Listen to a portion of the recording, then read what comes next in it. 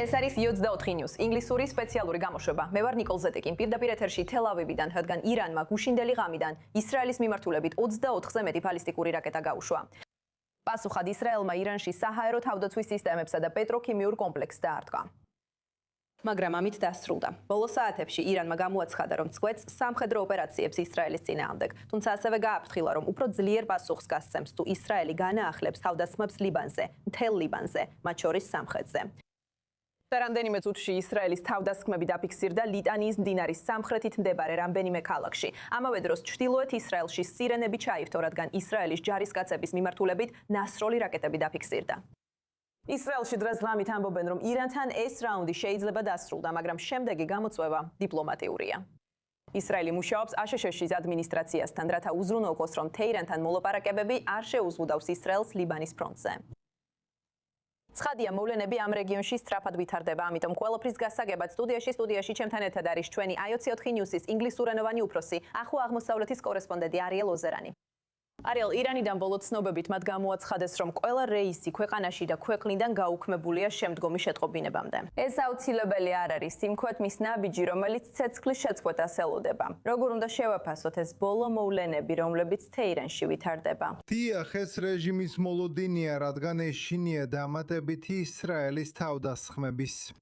გულისხმობ თუ მათ განაცხადეს, რომ დაასრულეს სამხედრო დარტყმები ისრაელზე, კიდევ რა მიზეზი აქვთ, რომ საჰაერო სივრცე დახურონ. გარდა იმისა, რომ ეშინიათ, ისრაელი გააგრძელებს საპასუხო ქმედებებს, რაც ბევრს ამბობს ისლამური რეჟიმის ამჟამინდელ მდგომარეობაზე. ერთი მხრივ ეს არის ქვეყანა, რომელმაც ისრაელს შეუტია, მეორე მხრივ ის კეტავს თავის საჰაერო სივრცეს, მაშინ როცა ისრაელის საჰაერო სივრცე მუდმივად ღიაა და ისრაელი იყო ქვეყანა, რომელსაც შეუტიეს. არის მისი განზრახული თავის წარმოჩენა და შემდეგ არის რეალობა, რომელსაც ის ადგილზე ამტკიცებს, რაც ჩემი აზრით საკმაოდ ბევრს ამბობს მის ამჟამინდელ პოზიციაზე. საბოლოოდ ირანისთვის მთავარი ის არის, რომ ამ ესკალაციის ტალღაზე გვერდი გადაფუცლოს და ახალი დინამიკა შემოიტანოს ირანსა და ისრაელს შორის ცეცხლის გაცვლის რაუნდების სახით. ისრაელისთვის ეს უკვე ჩვეულებრივი რამაა. დაახლოებით 200 წლეულია, რაც ჰამასთან და ასევე მსგავსი პერიოდი ჰეზბოლასთან ასე ცხოვრობენ. ეხლა ისრაელის საბოლოო ეტაპზეა მას შემდეგ, რაც გაანეიტრალა ირანის დასაცავად შექმნილი პროქსი, ჯგუფების უშუალო საფრთხე, რომლებიც ირანისთვის ბრძოლის არიდებას ემსახურებდნენ. ჩვენ ხედავთ, რომ ირანის პროქსი დოქტრინა ჩავარდა. პროქსების ირანის დაცვის ნაცვლად, ეხლა ირანი იცავს პროქსებს. ამიტომ ეხლა მას სურს ამ ყველაფერს წერტილი დაუსვას. ეხლა ისრაელსა და შეერთებულ შტატებზეა დამოკიდებული განსაზღვრონ, მიაყენა თუ არა ისრაელმა საკმარისი ზიანი და დაასუსტა ირანის მცდელობა დაემყარებინა ეს ახალი განტოლება, რომ ნებისმიერი თავდასხმა, ნებისმიერი ისრაელის დარტყმა ლიბანის ნებისმიერ წერტილზე, არა მხოლოდ ბეირუთში, არამედ სამხრეთ ლიბანშიც, პასუხად მიიღებს ირანის პირდაპირ თავდასხმებს ისრაელის ტერიტორიაზე. ასე რომ ისრაელმა არა მხოლოდ უფრო ძლიერად უპასუხა ირანს, ვიდრე იმ თავდასხმას, რომელიც ბოლო 12 საათის განმავლობაში განიცადა, მაგრამ ის აგრძელებს დარტყმებს სამხრეთ ლიბანში, რაც ირანის მუქარას გამოცდას უტარებს. ამიტომ ირანის მცდელობა დაამყაროს ეს ახალი განტოლება არა მხოლოდ ირღვევა. მაგრამ არ ვარ დარწმუნებული, რომ მისმა თავდასხმამ ისრაელზე ის შედეგები გამოიღო, რასაც ირანი ელოდა, რადგან ისრაელის პასუხი და ირანის შიში ისრაელის შესაძლო გაგრძელებული პასუხის მიმართ არსებობს. კარგი, არიელ, დარჩი ჩემთან სტუდიაში, მაგრამ შენ გადაგვიყვანე ჩვენს შემდეგ სეგმენტზე, რომელიც მოედნიდანაა. გვინდა მივიღოთ განახლებული ინფორმაცია ჩრდილოეთ ისრაელიდან. ჩვენს პირდაპირ ეთერში შემოგვიერთდა i24 News-ის ინგლისურენოვანი კორესპონდენტი ჯო ბრაუნი. ჯო, ლიბანის შიგნით ვრცელდება ცნობები ისრაელის დათმობის შესახებ ქვეყნის სამხრეთში მდებარე რამდენიმე ქალაქსა და სოფელში. სირენები ასევე გაისმა ცოტა ხნის წინ ჩრდილოეთ ისრაელში. რა ხდება ადგილზე? ყველაფერი ძალიან სწრაფად ვითარდება. სინამდვილეში სირენები ამჟამად ჟღერს ზარიჩში, რომელიც მდებარეობს ისრაელისა და ლიბანის საზღვართან. ჩვენ შევისწავლით ამ საკითხს და განახლებულ ინფორმაციას მოგაცვდით, როგორც კი ისრაელის თავდაცვის ძალები დაადასტურებენ. მაგრამ ბოლოს სირენები დაახლოებით 1 საათის წინ იყო და ეს მოხდა გალილეის ვიწრო მონაკვეთში. ეს მოხდა მას შემდეგ, რაც ჰეზბოლამ 3 რაკეტა ისროლა ისრაელის თავდაცვის ძალების ჯარისკაცების მიმართულებით, რომლებიც სამხრეთ ლიბანში იყვნენ გამლაგებულნი. მათგან 2 ჩამოაგდეს, ხოლო 1 ჯარისკაცებთან ახლოს ჩამოვარდა. მაგრამ ისრაელის თავდაცვის ძალები აცხადებენ, რომ მსხვერპლი არ ყოფილა. ეხლა ჰეზბოლა აცხადებს, რომ ისინი ჩრდილოეთ ისრაელზე გაისვრიან თუ ისრაელის თავდაცვის ძალები სამხრეთ ლიბანში დაარტყამენ და სწორედ ამას აკეთებენ ისინი. ტირეს მიმდებარე ტერიტორიებზე ისინი რაკეტებს ისრიან. ჩვენ ხედავთ კვამლის სვეტებს, ფოტოებსა და ვიდეოებში, რომლებიც სოციალურ ქსელებში ვრცელდება. ასე რომ ეს არ ჩერდება. და თუ ყველა მხარეს დაუჯერებთ, ამას დომინოს ეფექტი ექნება. თუ ისრაელი სამხრეთ ლიბანს დაარტყამს, რასაც ისინი უკვე აკეთებენ, მაშინ ჰეზბოლა ჩრდილოეთ ისრაელს დაარტყამს, რისი დიდი ალბათობაც არსებობს. და თუ ასე მოხდა, მაშინ ისრაელი ბეირუთის სამხრეთ ნაწილში დაჰიაში შეიჯრება. ამის შემდეგ კი ირანი ჩაერთვება. და სწორედ ეს იქნება ყველაზე დიდი პრობლემა ჩრდილოეთ ისრაელის მოსახლეობისთვის. არა ირანული რაკეტები, არამედ სწორედ ჰეზბოლას მხრიდან. რადგან როდესაც ჰეზბოლა ისვრის რაკეტებს, ჩრდილოეთ ისრაელის მოსახლეობას მხოლოდ რამდენიმე წამი აქვს თავშესაფარში მისასვლელად. ხოლო ირანიდან რაკეტების შემთხვევაში მათ აქვთ 5-დან 10 წუთამდე თავშესაფარში მისასვლელად. ასე რომ იმედოვნებენ. ყველა მხრიდან, მაგრამ სინამდვილეში ჰეზბოლას მხრიდან უფრო დიდი საფრთხეა ვიდრე ირანიდან, რაც აქ ცხოვრები ხალხისთვის ყველაზე დიდ შეშფოთებას იწვევს. Newsis ინგლისურენოვანი კორესპონდენტი ჯო ბრაუნი ჩრდილოეთ ისრაელიდან ბოლო ინფორმაციით ჩვენ მასთან კიდევ დაუკავშირდებით საღამოს განმავლობაში Newsis ეთერში. ჯო, მადლობა ამისთვის.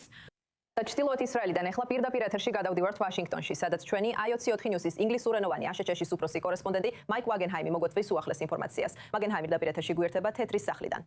მაიკ, როგორია ამჟამად თანამშრომლობა აშშ-ის პრეზიდენტ დონალდ ტრამპსა და პრემიერ-მინისტრ ბენიამინ ნეთანიაჰუს შორის? გუშინ საღამოს ტრამპმა Axios News უთხრა, რომ აპირებდა ნეთანიაჰუსთვის ეთქვა, არ ეპასუხა და არ მიიღო საპასუხო ზომები ირანის დარტყმებზე. თუმცა რამდენიმე საათის შემდეგ ისრაელმა ირანს მაინც უპასუხა დარტყმით. თქვენი აზრით, რამდენად არის ეს ყველაფერი ვაშინგტონთან შეთანხმებული? ყველაფერი ვაშინგტონთან არის შეთანხმებული და მგონია, რომ ზოგჯერ ერთსა და იმავეს ვიმეორებ, შენთან ეს საუბარი უკვე მქონია. პრეზიდენტ ტრამპსა და პრემიერ-მინისტრ ნეთანიაჰუს შორის განსხვავებული ინტერესებია, რადგან ისინი ორ სხვადასხვა ქვეყანას ხელმძღვანელობენ და ორ სხვადასხვა სამყაროში ცხოვრობენ. მაგრამ საბოლოოდ არსებობს ურთიერთგაგება, თუნდაც მათ შორის იყოს უთანხმოება იმაზე, თუ როგორ გაგრძელდება თანამშრომლობა. არ არსებობს შემთხვევა, როცა პრემიერ-მინისტრი პრეზიდენტს თვალში თითს ჩასცემს ან შუა თითს უჩვენებს და ეთქვის. არ მაინტერესებს, რას ამბობ, მაინც ჩემს გზას გავყვები. უბრალოდ ასე არ ხდება. არსებობს უთანხმოებები და ზოგჯერ ისინი თანხმდებიან, რომ არ დაეთანხმონ ერთმანეთს, მაგრამ საბოლოოდ ეს კოორდინირებული ძალისხმევაა. ამიტომ პრემიერ-მინისტრმა არ განახორციელა ეს დარტყმები ირანზე, მას შემდეგ რაც პრეზიდენტმა ტრამპმა უთხრა, არავითარ შემთხვევაში არ გააკეთო ეს. ეს უბრალოდ ასე არ მუშაობს. მე მესმის, რომ ხშირად არსებობს სურვილი მედიაში ქაოსის შექმნის. ზოგჯერ ჩვენც ასე ვიქცევით, მაგრამ ეს ურთიერთობა ასე არ მუშაობს. არსებობს განსხვავებები, არსებობს დაძაბულობები, მაგრამ საბოლოოდ ასეთი რაღაცები ერთგვარად მაინც კოორდინირდება. პრეზიდენტ დონალდ ტრამპს ასევე აქვს დამატებითი ტვირთი, რომ მას შეუძლია სარწმუნო უარყოფა, თითქოს გზავნილს აგზავნის, რომ აი მე უარი ვუთხარი, მაგრამ მან მაინც გააკეთა ეს. ეს აძლევს მას უარყოფის შესაძლებლობას, რომ შეუძლია უთხრას სპარსეთის ყურის მოკავშირეებს, მე მწვანე შუქი არ მიმიცია. ეს ასევე არ არის ირანელებისთვის შეურაცხყოფა, სადაც ისინი მიიღებენ გზავნილს, რომ აი მე ვუთხარი მას, გააგრძელე. სრული ძალით, მას სრული ამერიკული მხარდაჭერა აქვს, რადგან მაშინ ირანელებსაც მოუწევთ რეაგირება, ასე რომ გარკვეულწილად ყველა იგებს. პრეზიდენტი ტრამპი იღებს ამ პროჯექტინგის აურას. პრემიერ-მინისტრს შეუძლია თავის ამომრჩეველთან ასე წარდგეს. აი მე ისევ ის ადამიანი ვარ, რომელსაც შეუძლია ამერიკის პრეზიდენტს დაუპირისპირდეს, ვინც არ უნდა იყოს ის. ამასობაში ამერიკის სამხედროებს არ უწევთ ირანელების პირდაპირ რეაქციაზე. მზადება ამ კონკრეტულ შემთხვევაში, რადგან პრეზიდენტი ტრამპი თავს იკავებს ამ ქმედებისგან. ეს ყველა გაგებით კოორდინირებულია. მაიკი, რას ნიშნავს ეს ამერიკელებისთვის გამარჯვებისთვის? რას შეძლებენ ამ გამარჯვებით? სად ტოვებს ეს ამერიკელ მოლაპარაკებებს თეირანთან მიმდინარე მოლაპარაკებების კონტექსტში? არ ფიქრობ, რომ ეს მათ უკეთეს ან უარეს პოზიციაში ტოვებს, რადგან როგორც მილიონჯერ ვთქვი, აქ შეთანხმება უბრალოდ შეუძლებელია. უბრალოდ შეთანხმება არ არსებობს. ის წითელი ხაზები, რომლებიც ირანელებმა გაავლეს ბირთვული პროგრამის თვალსაზრისით, არ არის ის, რასაც პრეზიდენტი ტრამპი ამ ეტაპზე ნამდვილად მიიღებს, თუ კი მიიღებს. გულისხმობ, ეს უბრალოდ უზარმაზარი დარტყმა იქნებოდა მისი სანდოობისთვის, იმის გათვალისწინებით, რაც მან თქვა ირანის ბირთვული პროგრამის მოთხოვნებზე და ფაქტობრივად მის დახურვაზე. ეს ორი რამ უბრალოდ არ ემთხვევა ერთმანეთს აქ. ამიტომ შეიძლება შეძლონ შეთანხმდნენ გარკვეულ საკითხებზე, პირობით საკითხებზე, მაგალითად ჰორმუზის სრუტის ხელახლა გახსნაზე. მიუხედავად იმისა, რომ ეს წარმოუდგენლად რთული იქნება პრეზიდენტი ტრამპისთვის, მისი წინააღმდეგობის გათვალისწინებით, როგორც თავად უწოდებს, ნაღდი ფულის პალეტების გაგზავნას, როგორც პრეზიდენტმა ობამამ გააკეთა ირანელებთან, ფაქტობრივად მათი თანამშრომლობის შესაძენად. ასე რომ ესეც კი რთულდება. მაგრამ საბოლოო შეთანხმება, მშვიდობის შეთანხმება ამ ეტაპზე ძალიან მიუღწეველია და უფსკრული ძალიან დიდია ახლა. არ ვფიქრობ, რომ ამას რეალურად რაიმე გავლენა აქვს. უფიქრობ, უფრო დიდი გავლენა ლიბანის საკითხზეა და იმაზე, როგორ განვითარდება ეს ამ ეტაპზე.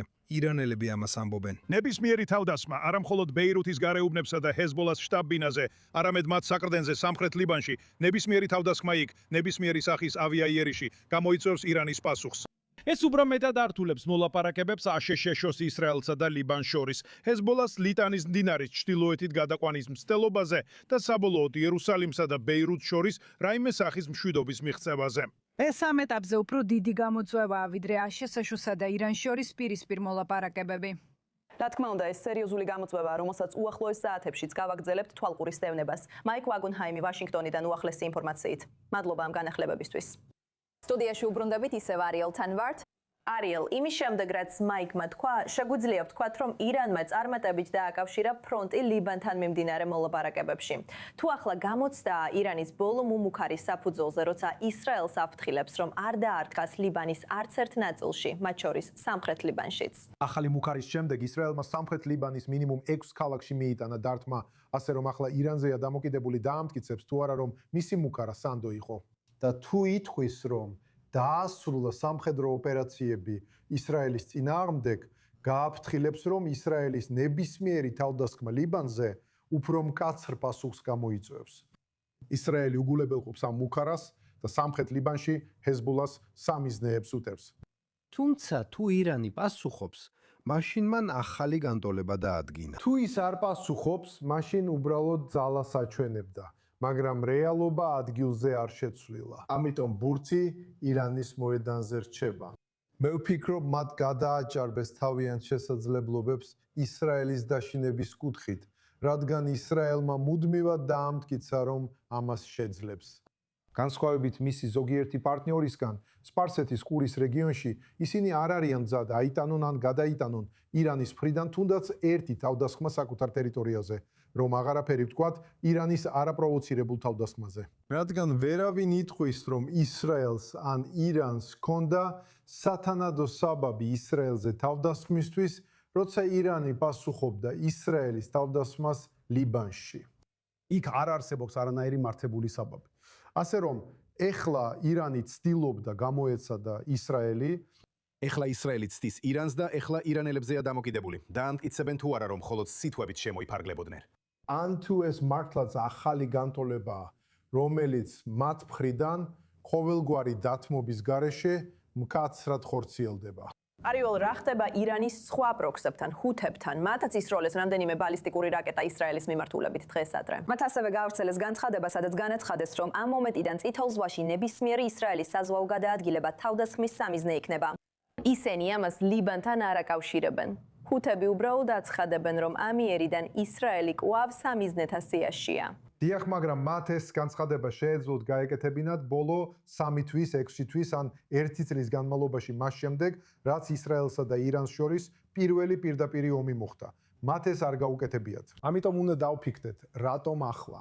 რატომ ახლა? იმიტომ რომ ირანი ცდილობს კვლავ ამოქმედოს თავისი პროქსი დოქტრინა, ცდილობს აჩვენოს ერთიანობა ყველა არენაზე, მაგრამ ეს არის მათი განზრახვა. რაც სინამდვილეში გარეთ გადაიცემა არის სრულიად საპირისპირო. როგორც ადრე ვთქვი, ირანის პროქსები იქ არიან, რომ ბრძოლა ირანისგან შორს შეინარჩუნონ.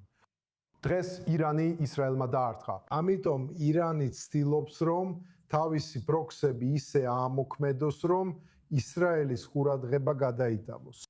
მაგრამ ისრაელის ყურადღება ძირითადად ირანზეა კონცენტრირებული და შემდეგ პროქსებზე.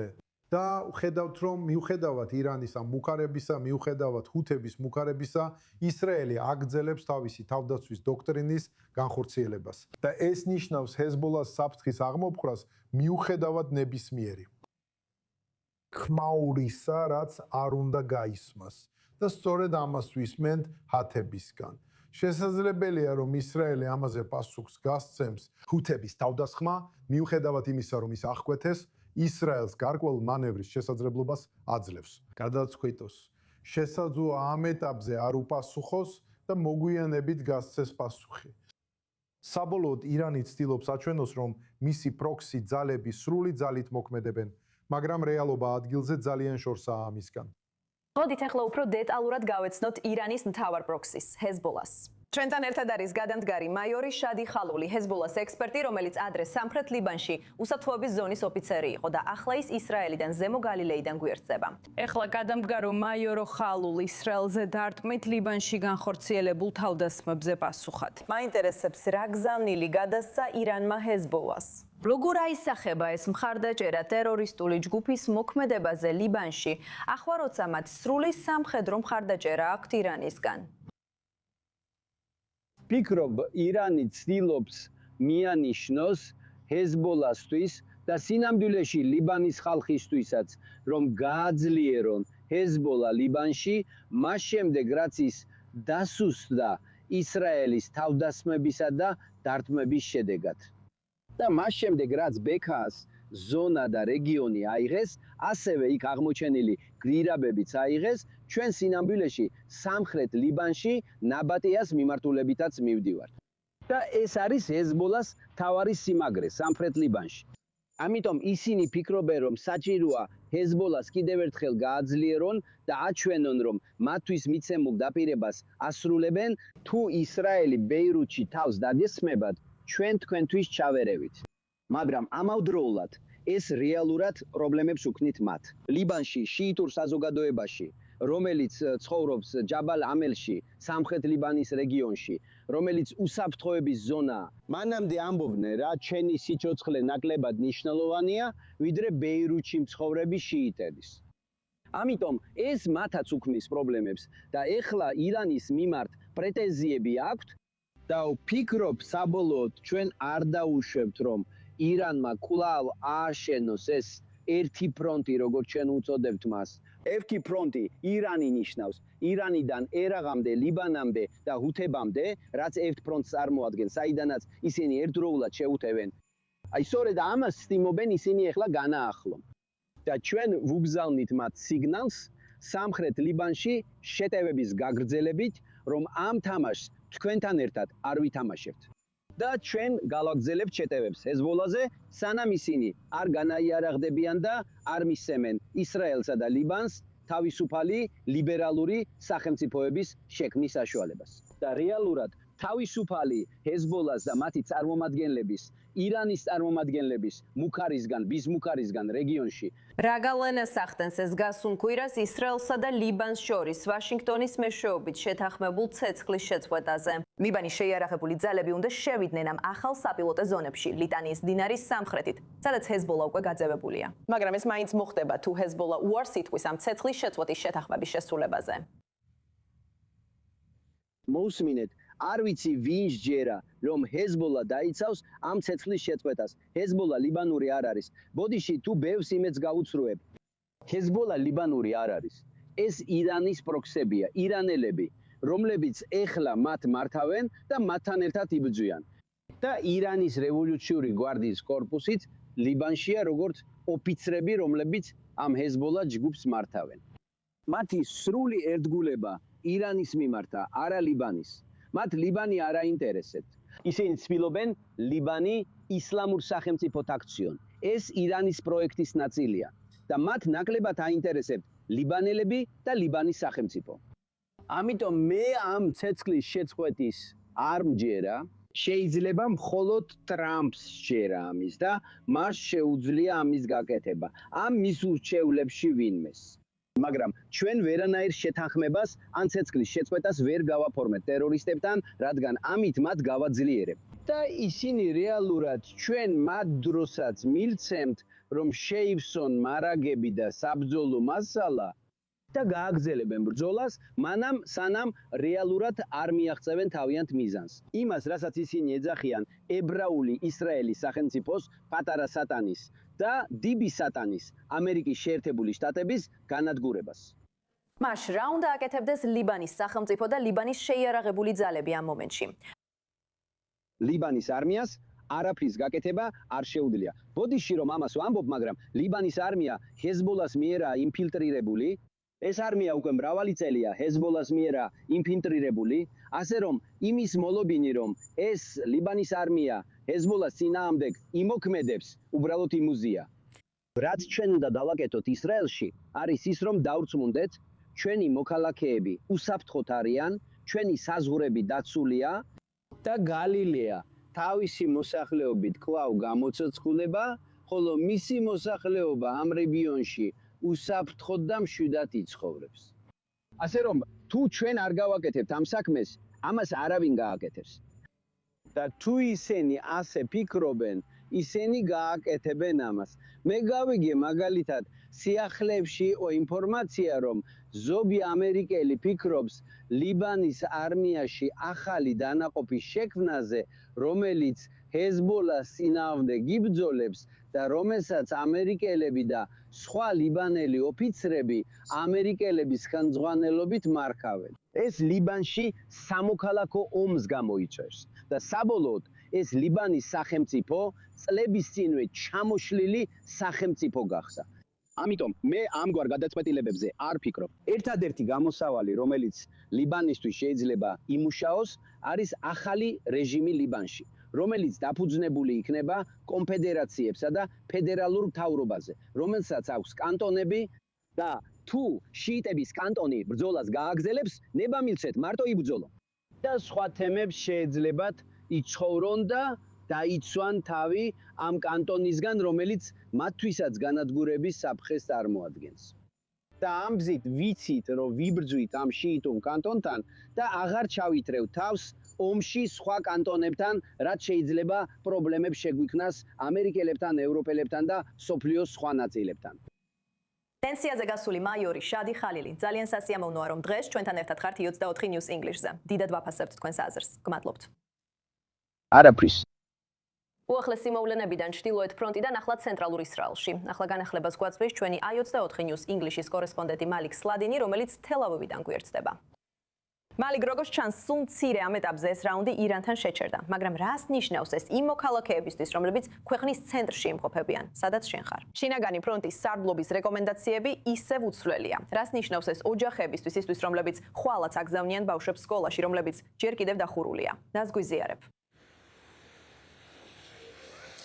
დიახ, შინაგანი ფრონტის სარდლობის ინსტრუქციები კვლავ ძალაშია დღევანდელი საღამოს 8 საათამდე და ალბათ იგივე დარჩება, რადგან ბოლო მოვლენების და ირანის განცხადების გამო, რომ ისინი წყვეტენ თავდასხმებს ისრაელზე. ეს ერთი მხრივ, მაგრამ მეორე მხრივ, დღეს სკოლები დაიხურა ბოლო მოვლენებისა და ირანის თავდასხმების გამო. და ხვალ ეს გადაწყვეტილება უკვე მიღებულია ისრაელის განათლების სამინისტროს მიერ, სკოლა არ იქნება. მაგრამ დიდი კითხვაა, შეიძლება ეს თუ არა ამ მოვლენების შემდეგ, რაც ეხლა ხდება. ისრაელის აეროპორტთან დაკავშირებით, ასევე მთავარ აეროპორტთან ნატბაგთან ამჟამინდელი ინსტრუქციებია, რომ ფრენები ჩვეულებრივ გაგრძელდება. ყოველ შემთხვევაში ისრაელის კომპანიები ჩვეულებრივ გააგრძელებენ მუშაობას. ისინი არ აჩერებენ და არ აუქმებენ თავიანთ ფრენებს, თუმცა ზოგიერთი უცხოური კომპანიის მხრიდან იყო გარკვეული გაუქმებები, მაგალითად Wizz Air-ი, ასევე Fly Dubai-ც, რომელიც ყოველდღიურად რეგულარულად ასრულებს ფრენებს ისრაელში და ისრაელიდან. ისინი ზოგიერთ ფრენას აოვნებენ, მაგრამ ყველა ფრენას არ აუქმებენ, მათთან ერთად სხვა ფრენებიც სრულდება. ესე რომ ვამბობთ, რომ გარკვეული შეფრხებები არსებობს, მაგრამ ამ ეტაპზე ტრანსპორტის სამინისტროსა და ტრანსპორტის მინისტრის გადაწყვეტილებაა, რომ ეს მდგომარეობა არ შეიცვალოს. და ეს ამ ეტაპზე ღია დარჩება, სანამ დამატებითი შეტყობინება არ იქნება თუ არა შეტევები და სროლების განახლება. ეს არის ამჟამინდელი მდგომარეობა ახლა. ისრაელის მოქალაქეები, რომლებიც სირენებამდე გაიღვიძეს, ან სულ მცირე აქ ცენტრისთვის გაცემულმა გაფრთხილებამ გააღვიძა, სრულიად განსხვავებულ რეალობაში გაიღვიძათ.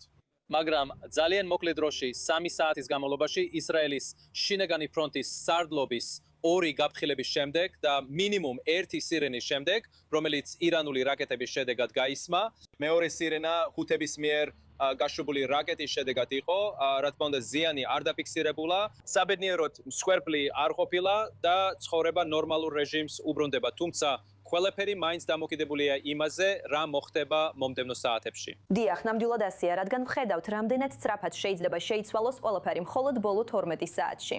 ლეიქს ლადინი, რომელიც თელ-ავივიდან გვაწვდის სიახლეებს, დიდი მადლობა ადგილზე გაშუქებისთვის.